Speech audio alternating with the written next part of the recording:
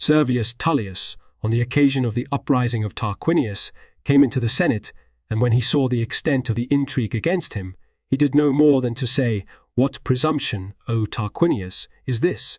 Tarquinius replied, "Nay, what presumption is yours, who, though slave and son of a slave, have presumed to rule as king over the Romans, and who, although the leadership my father had belongs to me, have illegally taken from me the rule to which you in no single respect have a claim?" With these words, he rushed at Tullius, and seizing him by the arm, he hurled him down the steps. Tullius picked himself up and, limping from the fall, endeavored to flee, but was put to death. Servius Tullius, the king of the Romans, enjoyed a rule of 44 years, successfully establishing not a few institutions in the Commonwealth by virtue of his own high character. When Thayer was archon in Athens in the 61st Olympiad, Pythagoras, the philosopher, was generally recognized, having already far advanced in learning. For if there is any man of those who have cultivated learning deserving of a place in history, it is he. By birth he was a Samian, though some men say that he was a Tyrrhenian, and there was such persuasion and charm in his words that every day almost the entire city turned to him, as to a god present among them, and all men ran in crowds to hear him. Not only in eloquence of speech did he show himself great, but he also displayed a character of soul which was temperate and constituted a marvelous model of a life of modesty for the youth to emulate. Whoever associated with him he converted from their ways of extravagance and luxury, whereas all men, because of their wealth, were giving themselves over without restraint to indulgence and an ignoble dissipation of body and soul. Pythagoras, learning that his old teacher Pherecydes lay ill in Delos and was at the point of death, set sail from Italy to Delos. There he took care of the old man for a considerable time and made every effort to bring the aged man safely through his malady. And when Pherecydes was overcome by his advanced years and the severity of the disease, Pythagoras made every provision for his burial, and after performing the accustomed rites for him, as a son would for his father, he returned to Italy. Whenever any of the companions of Pythagoras lost their fortune, the rest would divide their own possessions with them as with brothers. Such a disposition of their property they made, not only with their acquaintances who passed their daily lives with them, but also, speaking generally, with all who shared in their projects. Cleinias of Tarentum, who was a member of the order of which we have spoken, learning that Porus of Cyrene had lost his fortune because of a political upheaval and was completely impoverished, went over from Italy to Cyrene with sufficient funds and restored to Porus his fortune, although he had never seen the man before and knew no more of him than that he was a Pythagorean. Of many others also it is recorded that they have done something of this kind, and it was not only in the giving away of money that they showed themselves so devoted to their friends, but they also shared each other's dangers on occasions of greatest peril. So, for example, while Dionysius was tyrant and a certain Phintias, a Pythagorean who had formed a plot against the tyrant, was about to suffer the penalty for it, he asked Dionysius for time in which to make such disposition as he wished of his private affairs, and he said that he would give one of his friends as surety for his debt. And when the ruler expressed his wonder whether such a friend was to be found as would take his place in prison, Phintias called upon one of his acquaintances, a Pythagorean philosopher named Damon, who without hesitation came forward at once as surety for his death. Now there were some who expressed approval of so great a love for one's friends, whereas some charged the surety with rashness and folly. And at the appointed hour all the people ran together, anxious to learn whether the man who had provided a surety for himself would keep faith. When the hour drew close and all were giving up hope, Phintias unexpectedly arrived on the run at the last moment, just as Damon was being led off to his fate. Such a friendship was in the eyes of all men a thing of wonder, and Dionysius remitted the punishment of the condemned man, urging the two men to include himself as a third in their friendship. The Pythagoreans also insisted upon a very great exercise of the memory, setting up the following way of giving it practice. They would not arise from their beds until they had frankly disclosed to one another everything they had done the day before, beginning with early dawn and closing with the evening. And if they had the time and more leisure than usual, they would add to their account what they had done on the third day past, the fourth, and even earlier days. This practice they followed to gain knowledge and judgment in all matters and experience in the ability to call many things to mind. The Pythagoreans trained themselves in the exercise of self-control in the following manner. They would have prepared for them everything which is served up at the most brilliant banquets, and would gaze upon it for a considerable time. Then, after, through mere gazing, they had aroused their natural desires with a view to their gratification, they would command the slaves to clear away the tables and would at once depart without having tasted of what had been served. Pythagoras believed in the transmigration of souls and considered the eating of flesh as an abominable thing, saying that the souls of all living creatures pass after death into other living creatures. And as for himself, he used to declare that he remembered having been in Trojan times Euphorbus, the son of Panthus, who was slain by Menelaus. We are told that once when Pythagoras was sojourning in Argos, he saw a shield from the spoils of Troy fastened by nails to the wall, and wept. And when the Argives inquired of him the cause of his grief, he replied that he himself had carried this shield in the land of Troy when he was Euphorbus. And when all were incredulous and judged him to be mad, he replied that he would give them convincing evidence that what he had said was so, for on the inner side of the shield there had been inscribed in ancient characters of Euphorbus. At this surprising answer, all said to take down the shield, and on the inner side, in fact, was found the inscription. Callimachus once said about Pythagoras that of the problems of geometry some he discovered, and certain others he was the first to introduce from Egypt to the Greeks, in the passage where he writes, "This Phrygian Euphorbus first for men found out, who taught about triangle shapes and scalings, eye and a circle and 7 lengths, and taught full abstinence from tasting flesh of living things. But all would not to this give heed. Pythagoras urged his followers to cultivate the simple life, since extravagance, he maintained, ruins not only the fortunes of men, but their bodies as well. For most diseases, he held, come from indigestion, and indigestion, in turn, from extravagance. Many men were also persuaded by him to eat uncooked food and to drink only water all their life long, in order to pursue what is in truth the good. And yet, as for the men of our day, were one to suggest that they refrain for but a few days from one or two of the things which men consider to be pleasant, they would renounce philosophy, asserting that it would be silly, while seeking for the good which is unseen, to let go that which is seen.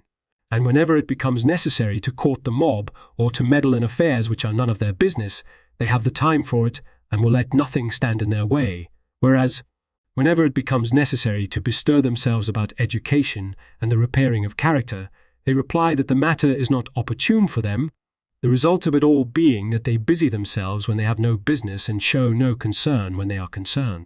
We are told that Archytas of Tarentum, who was a follower of Pythagoras, once became angry with his slaves because of some serious offences.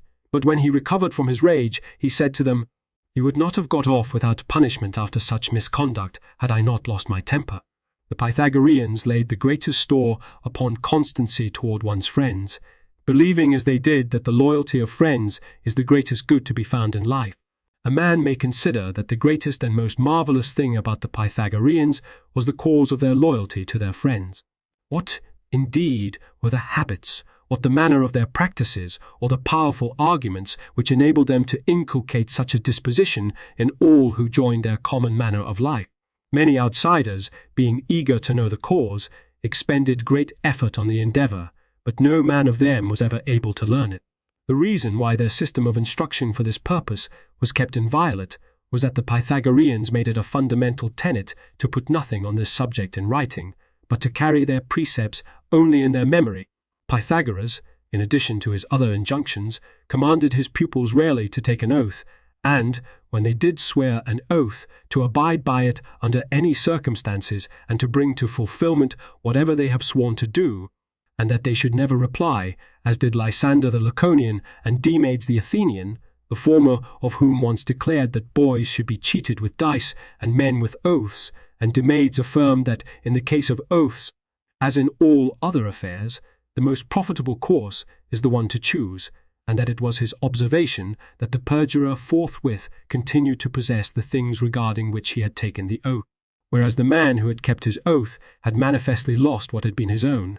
For neither of these men looked upon the oath, as did Pythagoras, as a firm pledge of faith, but as a bait to use for ill-gotten gain and deception. Pythagoras commanded his pupils rarely to take an oath, and when they did swear an oath, to abide by it under every circumstance. The same Pythagoras, in his reflections upon the pleasures of love, taught that it was better to approach women in the summer not at all, and in the winter only sparingly. For in general he considered every kind of pleasure of love to be harmful, and believed that the uninterrupted indulgence in them is altogether weakening and destructive.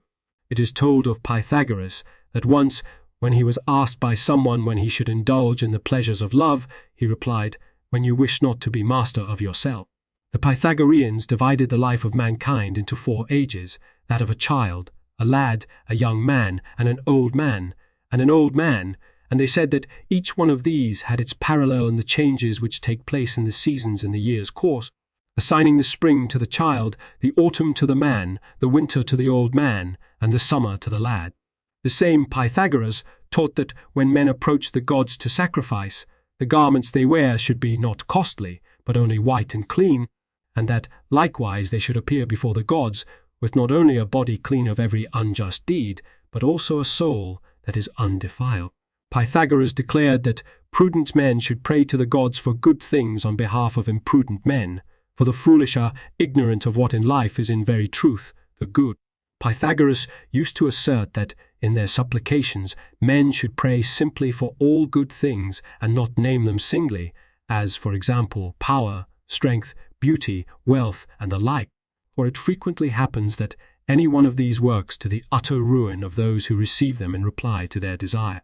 And this may be recognized by any man who has reflected upon the lines in the Phoenician maidens of Euripides which give the prayer of Polynices to the gods, beginning then, gazing Argosward, and ending, yea, from this arm, may smite my brother's breast. For Polynices and Eteocles thought that they were praying for the best things for themselves, whereas, in truth, they were calling down curses upon their own heads.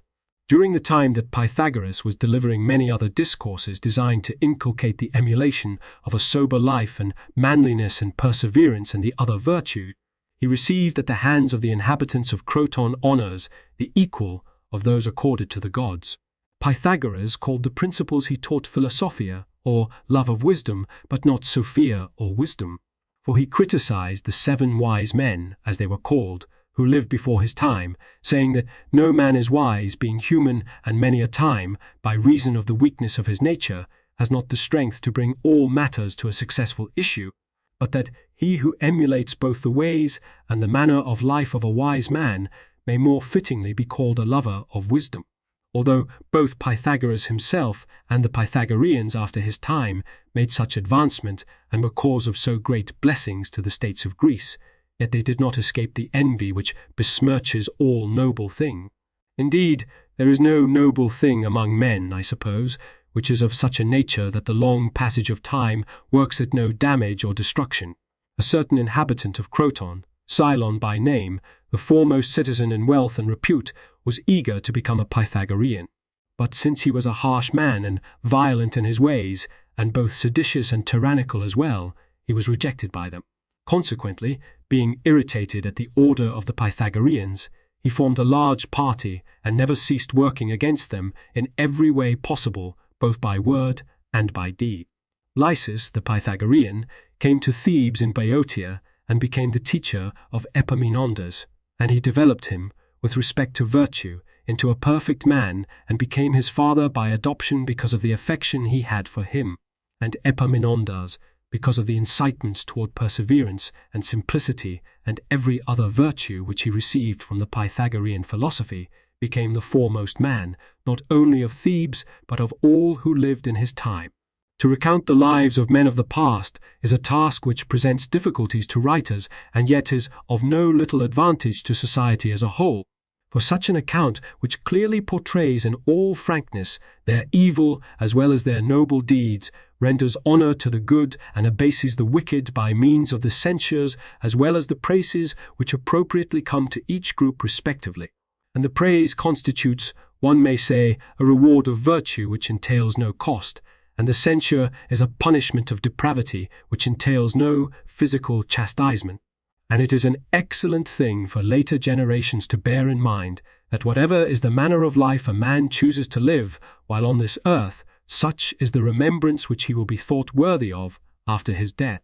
This principle should be followed, in order that later generations may not set their hearts upon the erection of memorials in stone, which are limited to a single spot and subject to quick decay, but upon reason and the virtues in general which range everywhere upon the lips of fame.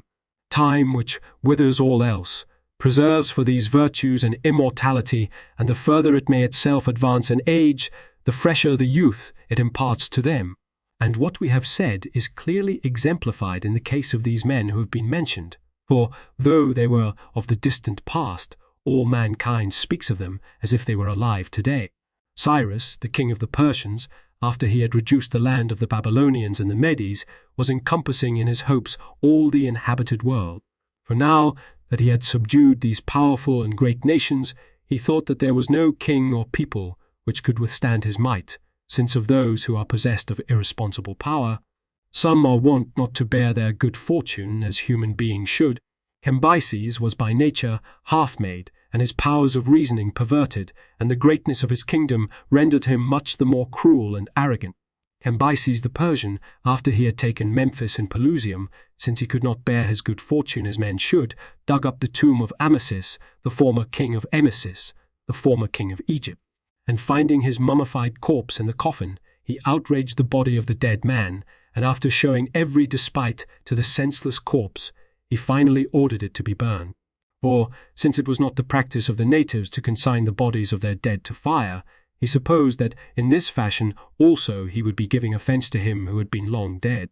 When Cambyses was on the point of setting out upon his campaign against Ethiopia, he dispatched a part of his army against the inhabitants of Ammonium, giving orders to its commanders to plunder and burn the oracle, and to make slaves of all who dwelt near the shrine. After Cambyses, the king of the Persians, had made himself lord of all Egypt, the Libyans and Cyrenaeans, who had been allies of the Egyptians, sent presents to him and declared their willingness to obey his every command. Polycrates, the tyrant of the Samians, used to dispatch triremes to the most suitable places and plunder all who were on the seas, and he would return the booty which he had taken only to those who were allies of his. And to those of his companions who criticized this practice, he used to say that all his friends would feel more grateful to him by getting back what they had lost than by having lost nothing in the first place. Unjust deeds, as a general thing, carry in their train a retribution which exacts appropriate punishments of the wrongdoers. Every act of kindness, since attended by no regret, bears goodly fruit in the praise of those who benefit therefrom. For even if not all the recipients repay the kindness, at least some one of them, it sometimes happens, makes payment on behalf of all. Certain Lydians, who were fleeing from the domineering rule of the satrap Oroets, took ship to Samos, bringing with them many possessions, and became suppliants of Polycrates. And at first he received them kindly, but after a little time he put them all to the sword and confiscated their possessions. Metellus, the son of Peisistratus, was wise enough to renounce the tyranny, and since he strove after equality, he enjoyed great favour among the citizens of Athens. But the other sons, Hipparchus and Hippias, being violent and harsh men, maintained a tyranny over the city. They committed many other acts of lawlessness against the Athenians, and Hipparchus, becoming enamoured of a youth of extraordinary beauty, because of that got into a dangerous situation. Now, the attack upon the tyrants and the earnest desire to achieve the freedom of the fatherland were shared in by all the men mentioned above, but the unyielding steadfastness of soul amid the tortures and the stout courage to endure cruel pains were shown by Aristogeiton alone, who, in the most fearful moments, maintained two supreme virtues, fidelity to his friends and vengeance on his enemies. Aristogeiton made it clear to all men that nobility of soul is able to prevail over the greatest agonies of the body. When Zeno the philosopher was suffering the agonies of the torture because of the conspiracy he had entered into against the tyrant Nearchus, and was being asked by Nearchus who his fellow conspirators were, he replied, "Would that I were as much the master of my body as I am of my tongue." When Zeno's native city was being ground down by the tyranny of Nearchus, Zeno formed a conspiracy against the tyrant. But He was found out, and when he was asked by Nearchus, while suffering the agonies of the torture, who his fellow conspirators were, he replied, "Would that I were as much the master of my body as I am of my tongue." And when the tyrant made the torture more and more severe, Zeno still withstood it for a while. And then, being eager to be rid at last of the agony and at the same time to be revenged upon Nearchus, he devised the following plan. During the greatest intensity of the torture, pretending that his spirit was yielding to his bodily pains, he cried out, "Relax it! I will tell the whole truth." And when they did so, he asked Nearchus to come near and listen to him privately, asserting that many matters he was about to disclose would best be kept secret. When the tyrant came up to him readily and placed his ear close to Zeno's lips, Zeno took the tyrant's ear into his mouth and sank his teeth into it. And when the attendants quickly approached and applied every torment to make Zeno relax his hold, he held on all the tighter. Finally, being unable to shake the fortitude of the man, they stabbed him to death that they might in this way break the hold of his teeth. By this device, Zeno got release from the agonies he was suffering and exacted of the tyrant the only punishment within his grasp. Many generations later, Dorieus the Lacedaemonian came to Sicily, and taking back the land founded the city of Heraclea. Since the city grew rapidly, the Carthaginians, being jealous of it and also afraid that it would grow stronger than Carthage and take from the Phoenicians their sovereignty, came up against it with a great army, took it by storm, and razed it to the ground. But this affair we shall discuss in detail in connection with the period in which it falls. When men make definite pronouncements on certain matters saying that they can never possibly be brought to pass, their words usually are followed by a kind of retribution which exposes the weakness which is the lot of mankind.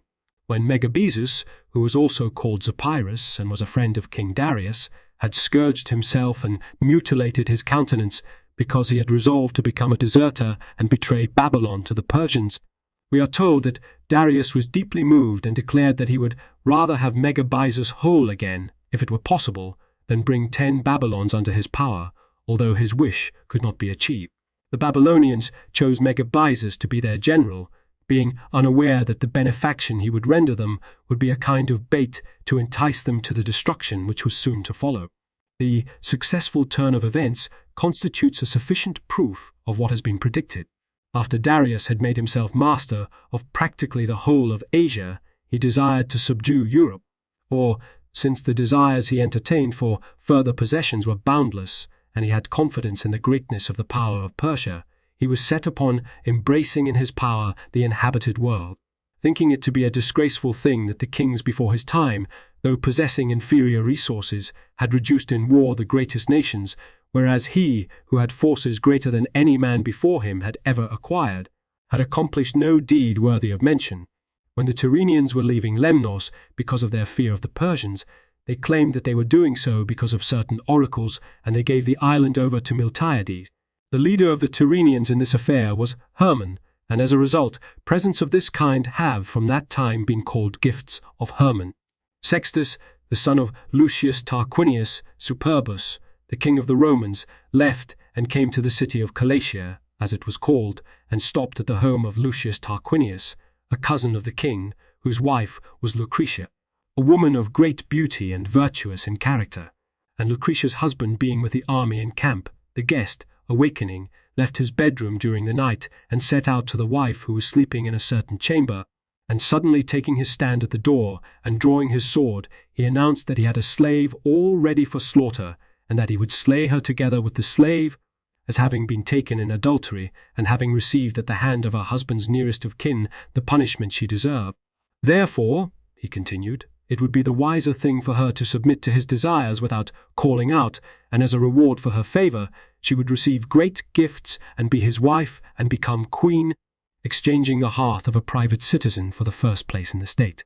Lucretia, panic-stricken at so unexpected a thing, and fearing that men would in truth believe that she had been slain because of adultery, made no outcry at the time. But when the day came and Sextus departed, she summoned her kinsmen and asked them not to allow the man to go unpunished who had sinned against the laws both of hospitality and of kinship. As for herself, she said, it was not proper for the victim of a deed of such wanton insolence to look upon the sun, and plunging a dagger into her breast, she slew herself. In connection with the violation of Lucretia by Sextus and her suicide because of the wrong done her, we do not believe it would be right to leave no record of the nobility of her choice. For the woman who renounced life of her own will in order that later generations might emulate her deed, we should judge to be fittingly worthy of immortal praise. In order that women who choose to maintain the purity of their persons altogether free from censure may compare themselves with an authentic example.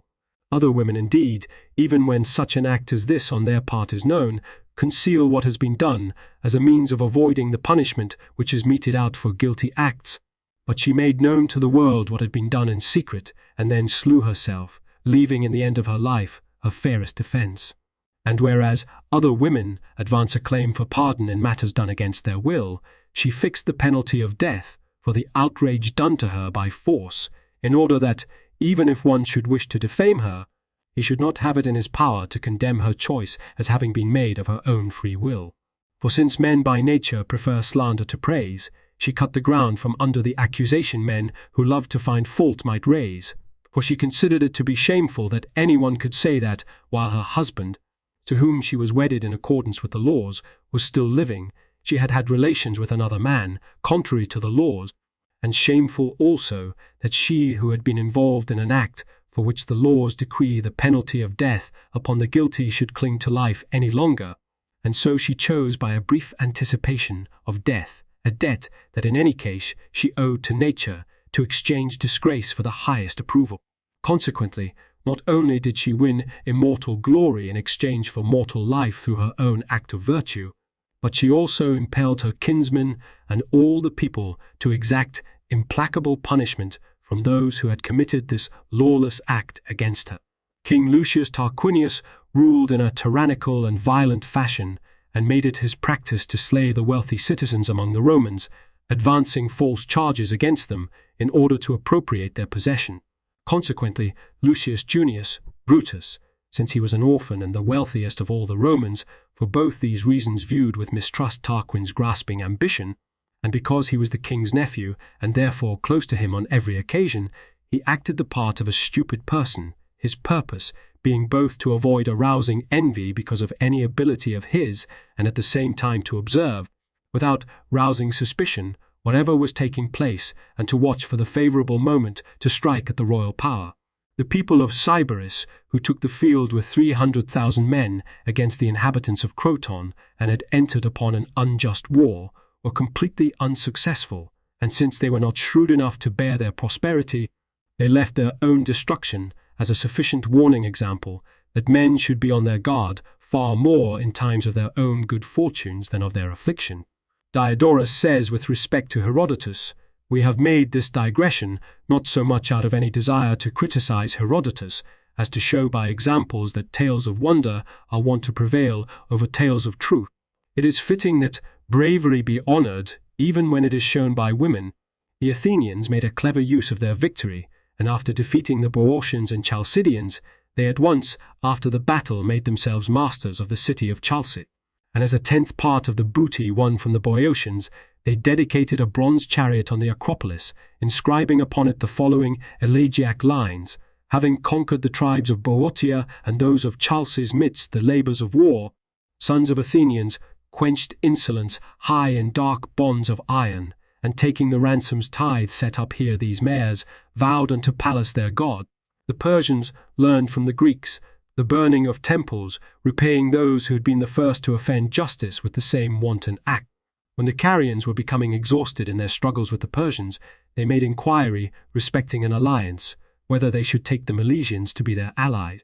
And the oracle replied, Of old Miletus' sons were mighty men, but the terror which lay close at hand caused them to forget their former rivalry with one another, and compelled them to man the triremes with all speed. Hecataeus, the Milesian, whom the Ionians dispatched as an ambassador, asked what cause Artaphernes had to put no faith in them. And when Artaphernes replied that he was afraid that they would harbour resentment because of the injuries they had received during their defeat, Hecataeus said, Well then, if suffering ill treatment has the effect of creating bad faith, receiving kind treatment will surely cause our cities to be well disposed toward the Persians. And Artaphernes, approving the statement, restored to the cities their laws, and laid upon them fixed tributes, according to their ability to pay. The hatred which those who possessed citizenship held for the commons, though it had been concealed up to this time, now burst forth in full force when it found the occasion. And because of their jealous rivalry, they freed the slaves, preferring rather to share freedom with their servants than citizenship with the free.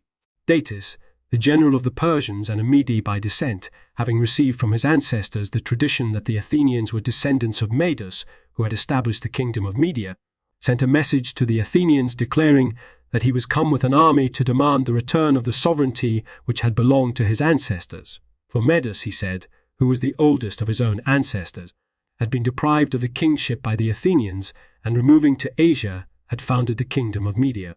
Consequently, he went on to say, if they would return the kingdom to him, he would forgive them for this guilty act and for the campaign they had made against Sardis, but if they opposed his demand, they would suffer a worse fate than had the Eretrians. Miltiades, voicing the decision reached by the 10 generals, replied that, according to the statement of the envoys, it was more appropriate for the Athenians to hold the mastery over the empire of the Medes than for Datis to hold it over the state of the Athenians, for it was a man of Athens who had established the kingdom of the Medes, whereas no man of Median race had ever controlled Athens. Datis, on hearing this reply, made ready for battle. Hippocrates, the tyrant of Gela, after his victory over the Syracusans, pitched his camp in the temple area of Zeus, and he seized the person of the priest of the temple and certain Syracusans who were in the act of taking down the golden dedications and removing in particular the robe of the statue of Zeus, in the making of which a large amount of gold had been used. And after sternly rebuking them as despoilers of the temple, he ordered them to return to the city, but he himself did not touch the dedications, since he was intent upon gaining a good name, and he thought not only that one who had commenced a war of such magnitude should commit no sin against the deity, but also that he would set the commons at variance with the administrators of the affairs of Syracuse, because men would think the latter were ruling the state to their own advantage and not to that of all the people, nor on the principle of equality. Theron of Acragas in birth and wealth, as well as in the humanity he displayed towards the commons, far surpassed not only his fellow citizens, but also the other Sicilian Greeks. Gelon of Syracuse cried out in his sleep, for he was dreaming that he had been struck by lightning, and his dog, when he noticed that he was crying out immoderately, did not stop barking until he awakened him. Gelon was also once saved from death by a wolf. As a boy, he was seated in a school, and a wolf came and snatched away the tablet he was using.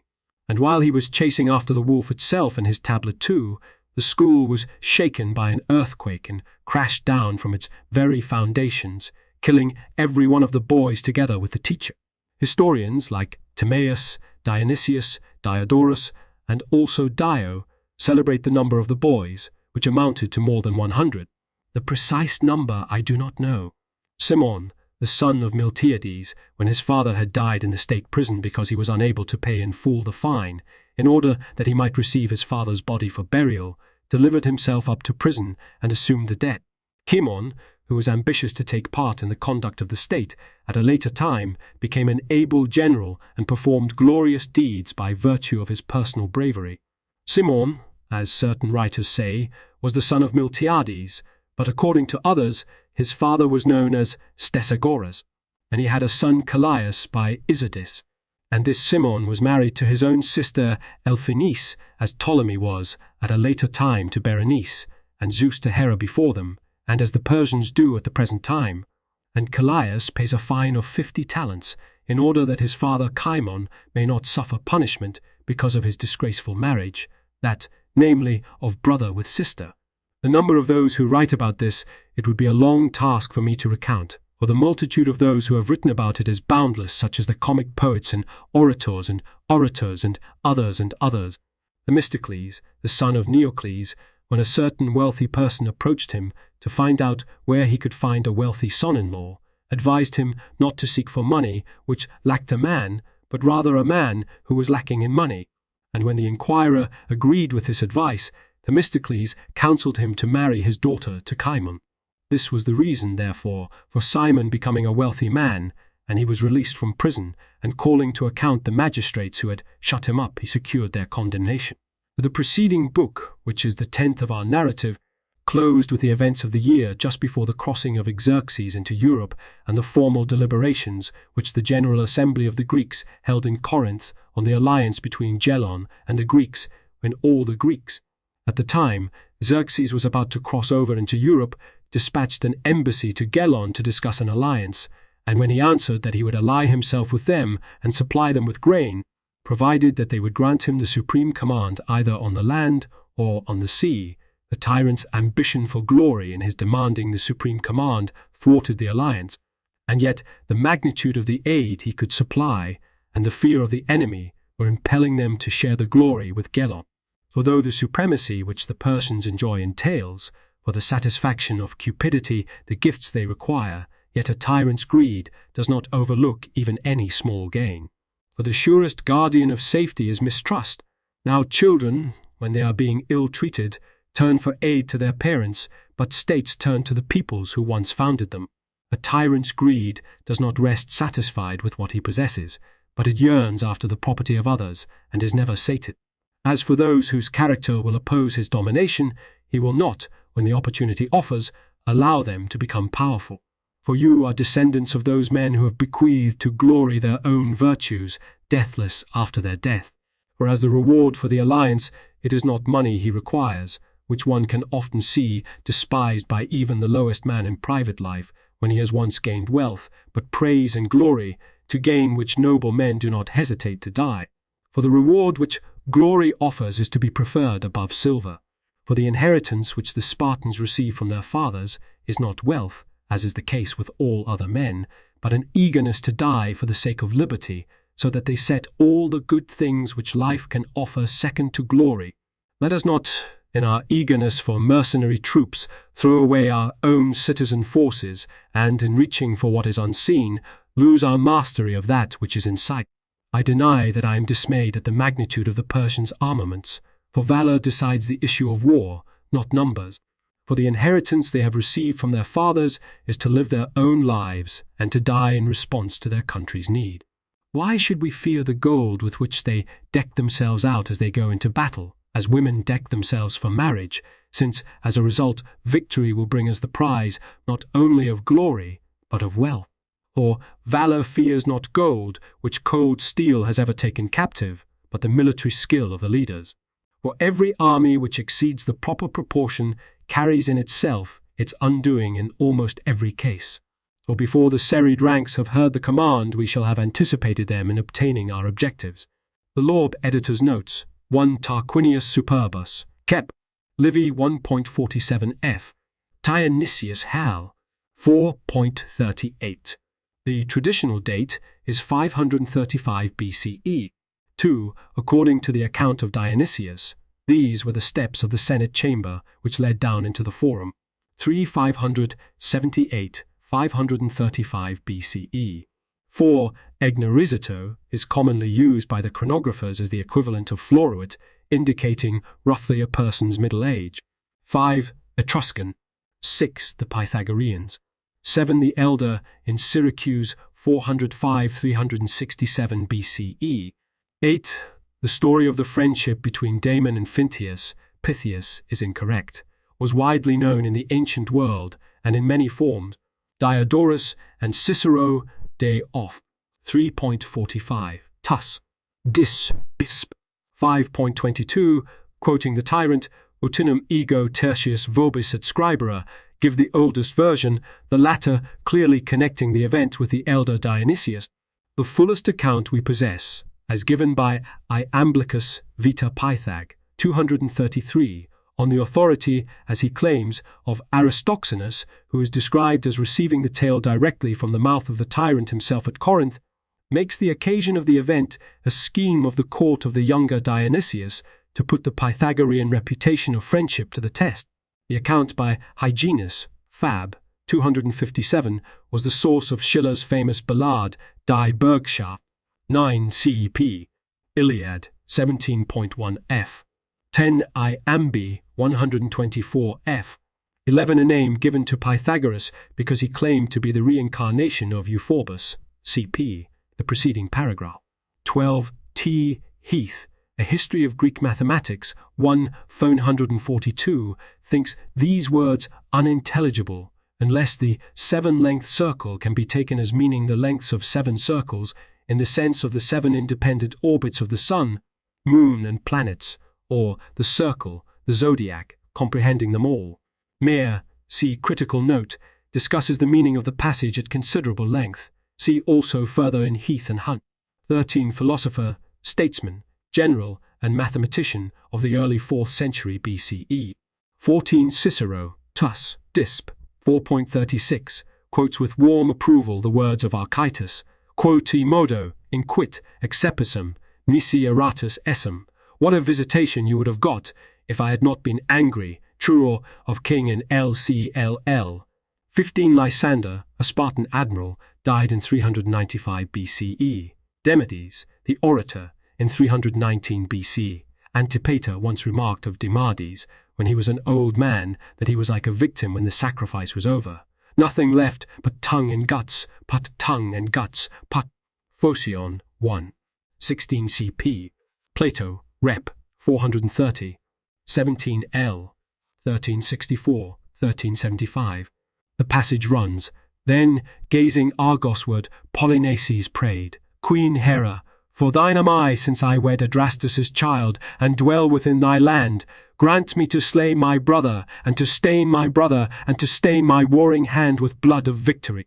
But unto golden-shielded Pallas fane, Eteocles looked and prayed, Daughter of Zeus, grant that the conquering spear of mine hand sped, yea, from this arm may smite my brother's breast. T. of way in the LCL. 18 CE, 530 BC. 19. The distinguished Theban general and statesman CE, 420–362 BC. 20. Diodorus is probably still speaking about the Pythagoreans. 20. 550 BC. 22. King of Persia, 529–522 BCE. 23. 525 BCE. 24. The site of the Oracle of Ammon, the present Oasis of Siwa, 25 CE, 500–4523 BC. 26. Polycrates' purpose was clearly to force all who sailed the seas to become his allies. 27. The reference could well be to the deserved punishment of Polycrates, CP, Herodotus 3.125. 28. A byname of Hegesistratus. 29. Hippias was the real ruler, 527–510 BCE. Hipparchus was slain in 514 BCE. 30. Harmodius. Thucydides 6.54–57 gives the most trustworthy account of this famous affair. GP. Book 9.14. 31. The rest of the story, such as the indignation of the citizens, the attack upon the tyrants in 514 BCE, the slaying of Hipparchus and Harmodius and the like, are lacking in the Greek. 32. Zeno of Velia in Italy, in the middle of the 5th century BCE. See the following paragraph. 33 CE. 510 BCE. An account of the checkered career of Doroios of the royal line of Sparta is given by Herodotus 5.41–48. 34. On the south coast of Sicily, near Agrigentum. 35. The passage probably refers to the remark of a Babylonian that Darius would take Babylon when mules bear offspring. See Herodotus 3.151 and Passim for details of the account of the taking of Babylon. 36. Literally cut off the extremities of his face, i.e., the nose and ears. The story is given by Herodotus 3.153 f. Who calls Epirus the son of Megabyzus. 520–519 BCE. 37. In order to trick the Babylonians. 38. This probably refers to the boast of the Babylonians, Herodotus 3.151, that the Persians would only take Babylon when mules bear offspring. A little later, one of Zopyrus's mules foaled. 39. 519 BC. 40 C. 520 BC, not to be confused with the Tyrrhenians, Etruscans, of Italy. These Tyrrhenians came to Lemnos in all probability from Asia Minor CE. 700 BC. 41. The famous hero of Marathon, 490 BC. 42. These are presumably presents made out of dire necessity. Modern historians say that Miltiades conquered Lemnos c. 510 or c. 493 BC. See Herodotus 6.140. 43. 535, 510 BC. 44. 510 BCE. He was in the Roman army which was besieging the city of Ardea. See Livy 1.57 f. Dionysius Hale 4.64 f. Dio Cassius Fair 10.12 f. 45. He had the surname Collatinus. 46. Much the same liberty has been taken with the translation as the Byzantine excerptor undoubtedly took with the Greek of Diodorus, who never went to quite such pains to point a moral or was so involved. 47. The war, which took place in 510 BCE, is described more fully in Book 12.9, 10. 48. Over the Spartans, c. 506 BC. 49. This is the form in which Herodotus 5.77 quoted the inscription as he read it upon the four-horse chariot.